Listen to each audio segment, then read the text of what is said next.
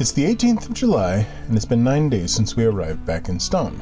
We booked in with the Stone Canal Cruising Company to get our blacking done next week, and we are happily having a break from cruising while we wait.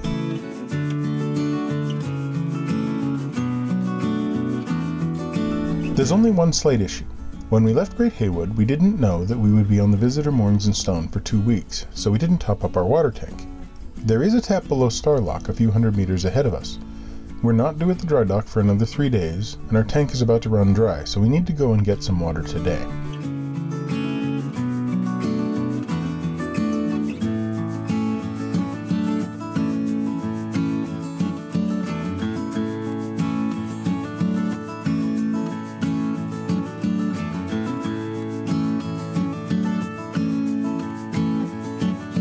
It's just too tempting. There's a Marks & Spencer's food hall right next to the water point, so I pop in and get us some breakfast as the tank is filling.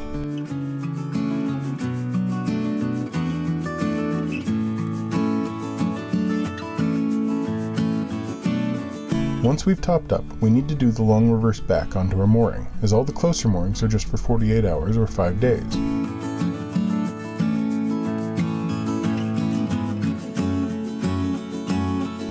There's a turning point here, so in theory we could have turned around and that would have saved us reversing, but then we would be stuck facing the wrong way, and the next winding hole is a couple of miles away and down a lock, so the easier option is just to do the reverse. The one time you really don't want to meet a boat coming the other way is when you're reversing.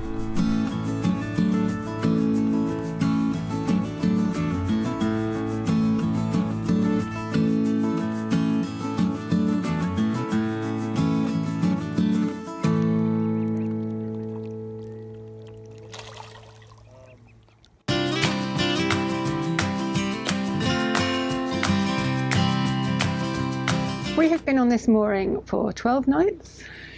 Yeah, it's the longest we've stayed in one place in 2 years, I think. Yeah, pretty much.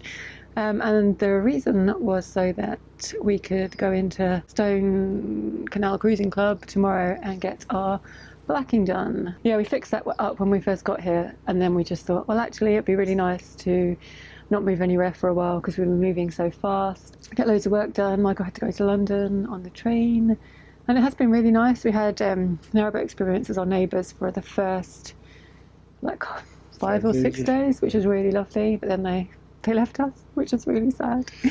And George has been happy because there's a quite large field not very far from here, so we can go and toss the ball really long distances. Of course, it's been kind of funny because he's been so excited running back and forth in the boat while I get my shoes on, and then so excited running back and forth while I'm walking up to the little gravel path up there, and then so excited going up the gravel path that by the time we actually make it to the field, he's like, nah, I'm done. He just lies down. Yeah.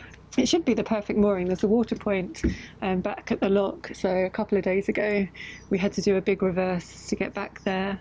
No, we had to go forward to get there, and then we had to reverse to come back onto this mooring, because there's moorings all the way from here to the lock, but the ones nearer the lock are 48 hours, then there's 5 days, and then the boat in front of us is the first one that's on a 2-week mooring. The only part that was at all problematic was the backing up, because there's a bit of there's a turning point at a curve, so you can't really see any boats as you're coming back that way until you get to the point where then you can really see them. Also, it's convenient because, well, it should be convenient because there's a rubbish point, literally just in the car park here.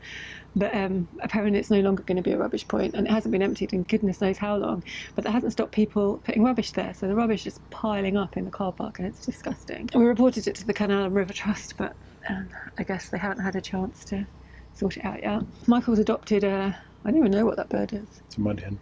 Michael's adopted a mud hen and he's named him Squeaks because when we first came here, he would be going along plaintively going, squeak, squeak, hoping for some food. And then since I've started feeding him. Well, every time you heard the squeak, you'd jump up from whatever you were doing to feed him. Because it was so plaintive. It was so I'm dying, dying. So I was like, okay, I feed him. And now he's just like, hi, Dad. We're leaving him, so they're both, well, I don't know if Squeaks knows, but Michael's quite upset. So if you come to Stone, make sure you feed the mud hen. Yeah, so it's evening here. We need to be on basically we need to be 2 locks up outside the Canal Cruising Club, and we are supposed to be moored up outside of their facilities tonight. so that tomorrow morning they can take us into the dry dock and get us beginning the process of blacking. Yeah, we're going to be living on board while they're doing the blacking with George, so that should be interesting. Yeah, they've got we've chosen them because the dry dock itself is covered, so we don't need to worry about weather as much, and Joe can do some work on the front here, and they have a gangplank that we'll use for George that looks like it'll work pretty well, and it's in a fairly convenient location, so the only real issue, really, is power, because it's a covered dry dock. We won't have any solar power, so we have this problem of we will need to plug in our shoreline for the first time in 2 years. And since you rewired the batteries twice. Yeah, since I've rewired the batteries twice, and with the charger in there not being a dedicated lithium charger.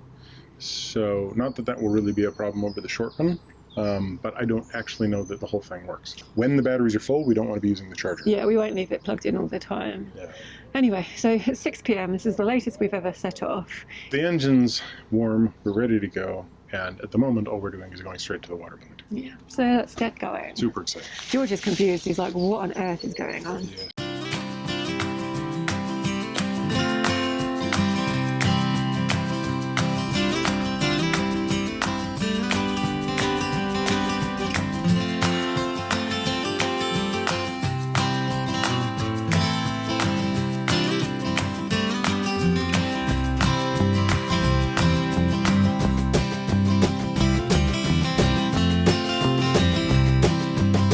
George, what you done to your ears?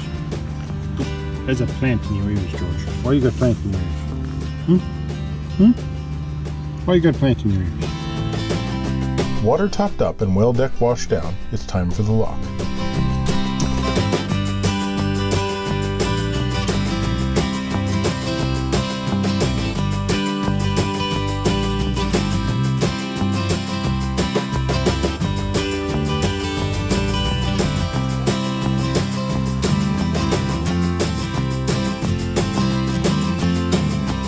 It's Sunday evening and the pub is fairly full, so we have a bit of an audience as we come up.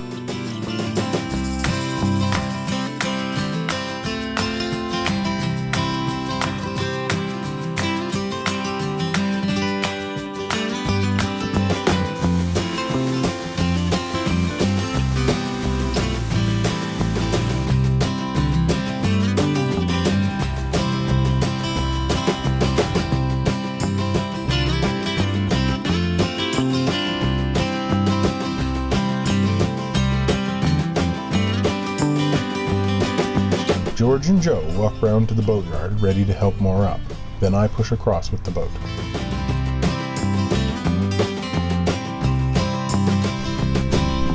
This is definitely one of the more unusual moorings we've been on.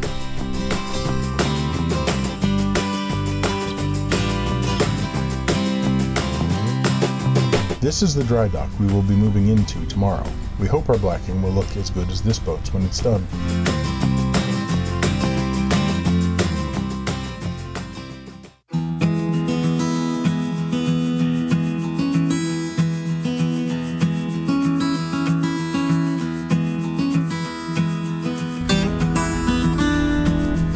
After we moored up last night, one of the hire boats returned and moored up alongside us.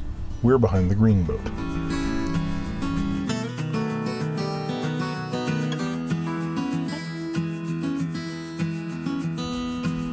There are 2 dry docks here, and there's about to be a bit of a boat shuffle.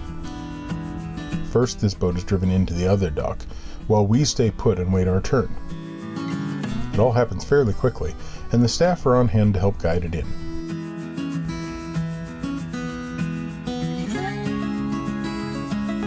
I move Perseverance into the middle of the canal so that the boat in our dry dock can be moved out.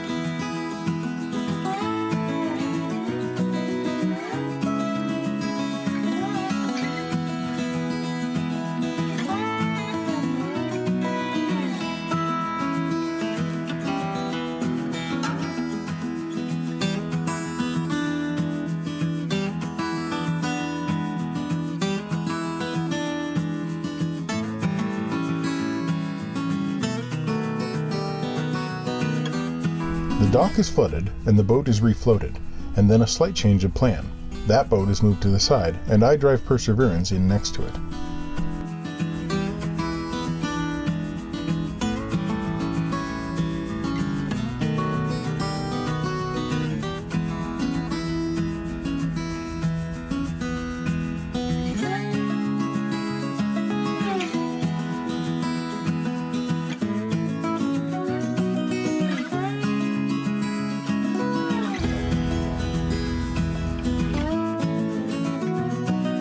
Dancing Sheep leaves and the stop planks go back in.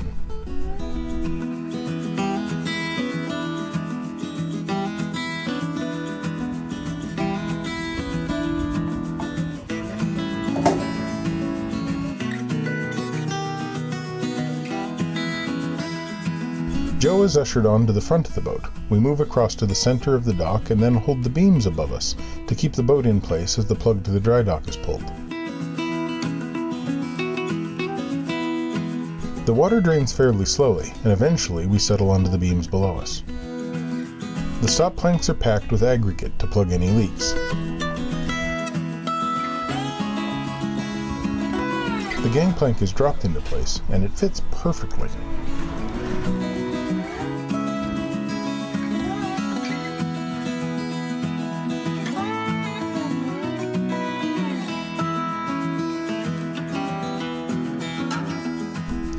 Slowly, our hull is revealed for the first time in over 2 years. Our first impression is that it doesn't look too bad at all, but we won't be able to get down there to have a proper look till the last of the water is drained.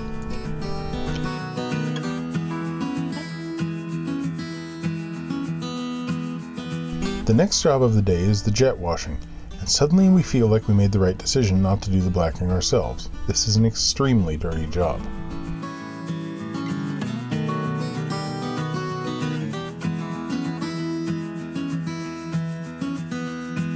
Our button bumper has never looked so good, and our rudder gets a good clean too.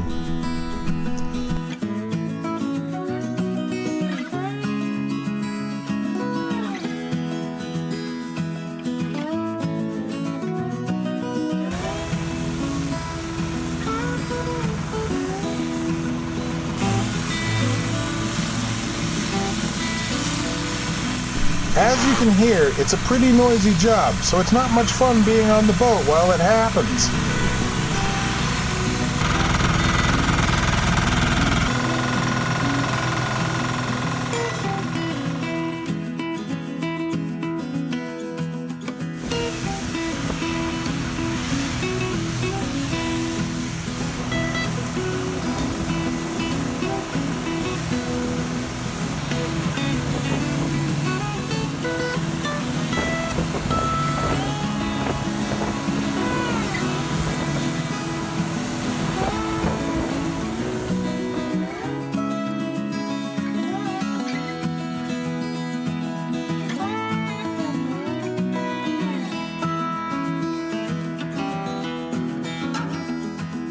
And, on closer inspection, we are really happy with the state of the hull. There isn't any obvious pitting, just a bit of surface rust at the waterline, which is understandable after we went through all that thick ice in Wolverhampton last February. I never really get to be in a position of this being, the boat, that's the waterline. I don't get to stand here, so it's kind of neat. It's really weird though, like looking at your boat when it's not in the water, like it's really strange. That's it for today. The first coat of blacking will go on in the morning.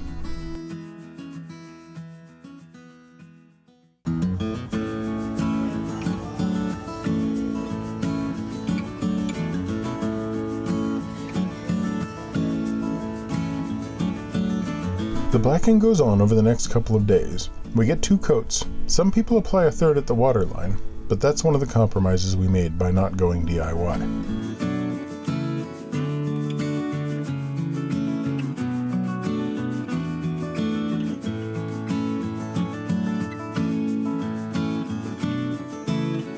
Unfortunately, we didn't really film too much of the blacking going on, as we were quite busy getting on with other stuff, like applying 4 coats of paint to the well deck, getting some candy from Mr. Sims, and eating our first Staffordshire oatcake.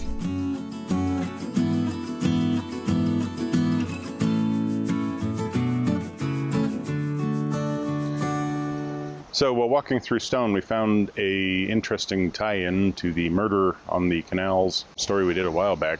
The Bloody Steps, as they're now known. She was taken to the Talbot Inn. Christina Collins, kind of a sad story. She was traveling down to meet her husband. He did not have enough money to give to her to pay for a more auspicious and safe means of travel, so she rented a place on a canal cargo boat.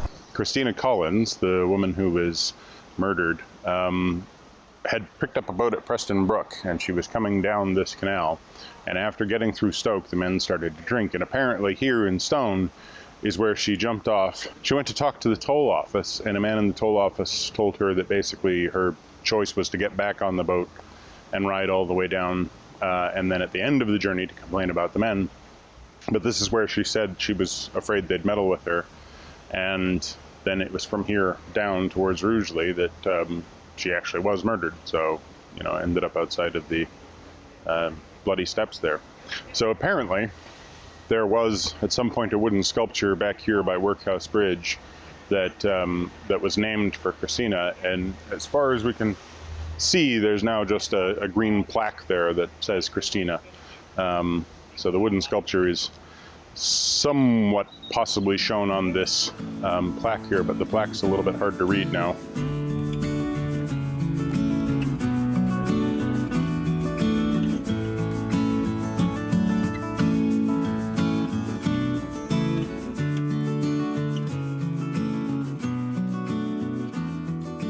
So here we are sat aboard a hire boat because our narrowboat is just over there in Drydock, and we can't record there because the Drydock has got a little bit of water coming over the stop planks, so it's a bit noisy. Yeah. We've been in Drydock for 3 nights. Tonight will be our 3rd night, and our blacking's been done.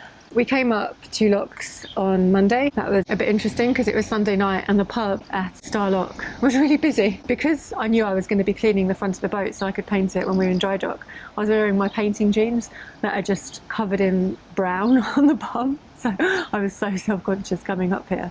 And then we had to moor across the entrance to the Drydock, which wasn't the best mooring. No, and basically it's where we are right now. Eventually we got moored up and we settled down for the night. And then at 10:30 we heard this engine outside, and one of the hire boats that is rented from the same base had turned up, and they wanted some more against us, which is fine, but it was 10:30 at night and it was raining and we weren't really in the mood to help a narrowboat. Well, I wasn't. You were a bit more chilled than me, but yeah. And there was a few crushed beer cans and whatnot on the back. Why would you not just moor up on a mooring and return the boat the next day? Because then they just slept on it. The other thing that happened was the next morning when everybody had to move. Their boat needed to be bounced all over the place to get our boat slightly out of the way so that the boat that was in front of us could be moved into the dry dock back there, dry dock number 2, which then cleared the path for the boat to come out of dry dock number 1, which I actually ended up going into first beside that boat so that boat could be rolled out. And I was over there just stressing out because I didn't enjoy the manoeuvring, but there was no reason to stress. It was absolutely fine. And then they literally, we didn't really think about it. I just assumed they'd pump the water out. But because of where the dry dock is located, they can just, I called it pulling the plug, but it's basically they lift a paddle. Yeah. And because we're next... It's really just a flap. Yeah, because like a little flap. Yeah. I mean, I was hoping for like a big rubber ring with a big D thing on the top, just like a bass like a plug. big ducky or something. But yeah, because of where we are, the lock is literally just there.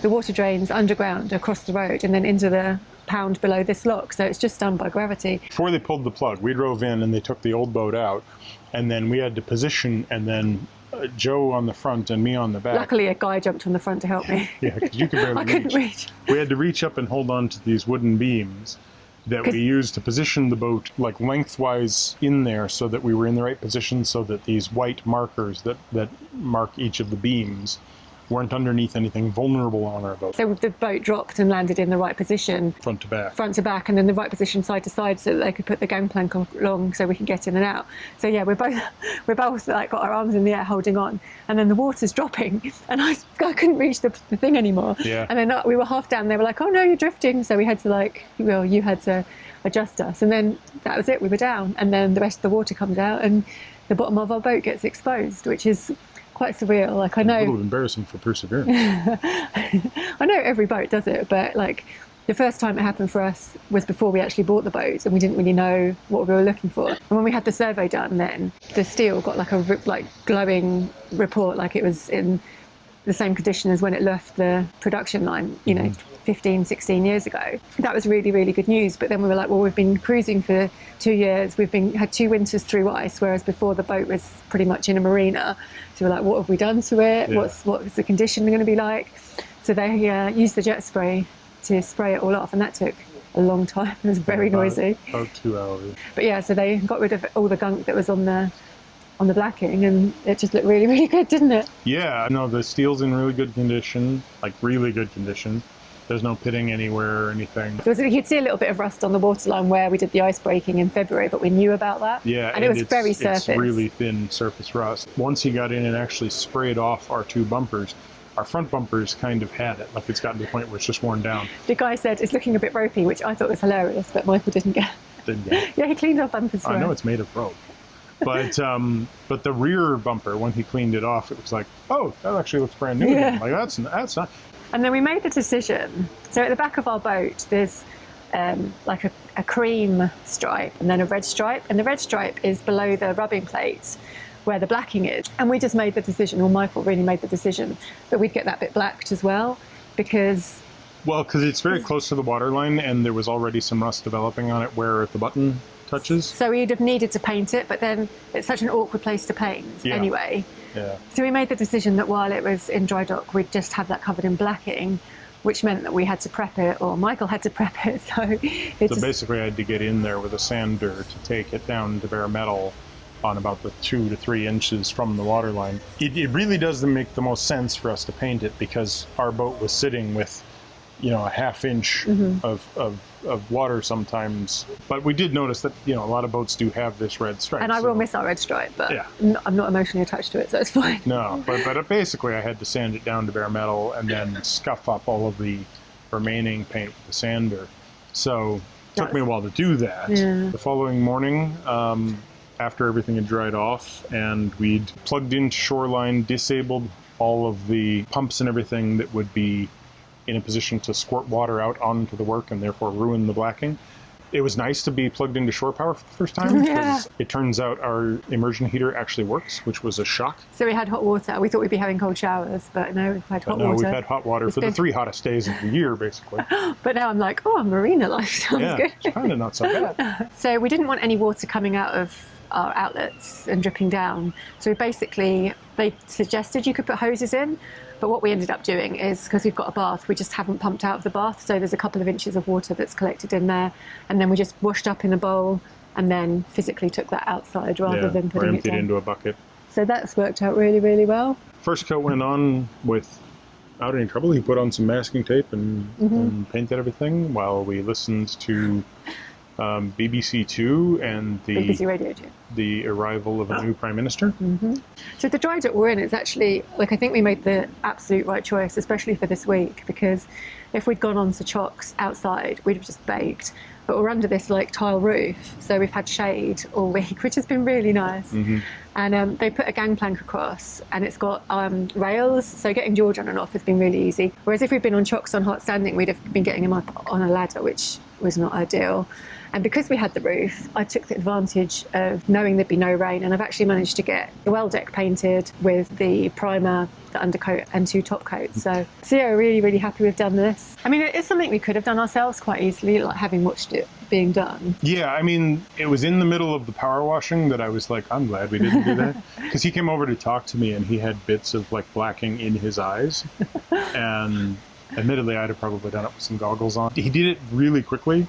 And I kind of got the impression that if I'd been doing it, it would have been like an extra couple of hours. Yeah. Maybe. And yeah, we wouldn't have been as quick as the blacking, and we'd have been dirty.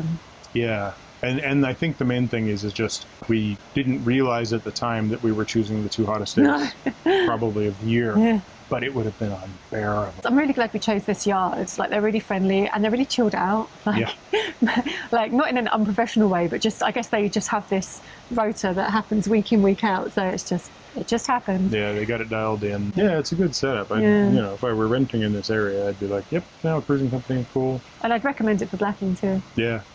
Yeah, or pretty much anything. Like they've got a painting dock and 2 dry docks, so it's pretty well kitted out for those sort of repairs, and for DIY it's pretty friendly. And we definitely could have done it ourselves. At the end of the day, it was basically a comparison on cost. It would have been a bit of savings if we'd done the exact same thing, two coats, but we would have needed a few extra days because we were talking about doing some rust treatment and stuff, which would have cost us more time in the dry dock. So you pay per day when you do it yourself? Yeah. It would have come out to a little cheaper, but not like such a substantial savings that it made sense to go, yeah, let's just enjoy the pain. Yeah. You know? Yeah, I think we made the right decision. I mean, next time I'm not against doing it ourselves, but... I'm more inclined to do it ourselves now that I kind of know more about what goes into it. Yeah. And I'm more inclined to make sure we buy a bunch of hazmat gear first. And we choose to do it in the winter. Well, not the winter, but just like, not July. Yeah, not July. But then if you do it in the winter, you might get rain, so in which case you need a dry dock. The dry dock's fine. I'm happy to do it in a dry dock. Well, I think they could cost maybe a bit more than hard standing. They are. They're a bit more than hard standing. You know, yeah, like because the dry dock is so old as well, just the brickwork around it, it's just, I quite like it. Yeah, no, it's really nice. It's like this old, you know, it feels like you're in this totally industrial revolution time. There's all these brick buildings around here. The boat itself is just sitting up there looking kind of stately and weird. It is actually. Yeah. And it's neat because when it's all painted black on the bottom, you're like, wow, the bottom of our boat looks brand new. We just blacked the whole thing. Yeah, I thought about it. So, yeah, we've been in Stone 3 whole weeks now. Well, just under 3 whole weeks. And we're ready to go. So this is the longest we've been anywhere. Anywhere. Yeah, since the beginning of the journey. We've discovered some useful things. Oatcakes and milkshakes. Makes really good oatcakes, which we never knew about. Talking of milkshakes and oatcakes, this morning we went for milkshakes and oatcakes, or oatcakes and milkshakes, with Floating Our Boat, Fran and Rich. And they were so lovely. We've met them before once, but it was just really, really nice to see them and chat to them and compare cruising stories and boat stories and everything. And have a really big milkshake and some nice oatcakes. All right, we got to take George for a walkies. His final walkies in the park. Well, yeah, we walked him first thing this morning and it's just been too hot to walk him, so we'll have to have a little walk now. Well, let's get him for that. You're going to run over to dinner? To dinner. We're going to do that? To Morrison's. To Morrison's? Because we're running out of time. I'll go to Morrison's. Excellent. So thank you very much for watching. Hope you enjoyed this unusual vlog. If you did, give it a thumbs up, comment down below, and... Didn't mean for that to come... I was like, give it a thumbs up. Wait, hold on. Sorry. So I hope you enjoyed this video. If you did, give it a thumbs up. Comment down below and tell us that we should have done the blacking ourselves. Which no doubt we should have. Subscribe to the channel if you haven't already, and hit the bell if you would like notifications. Good? Next.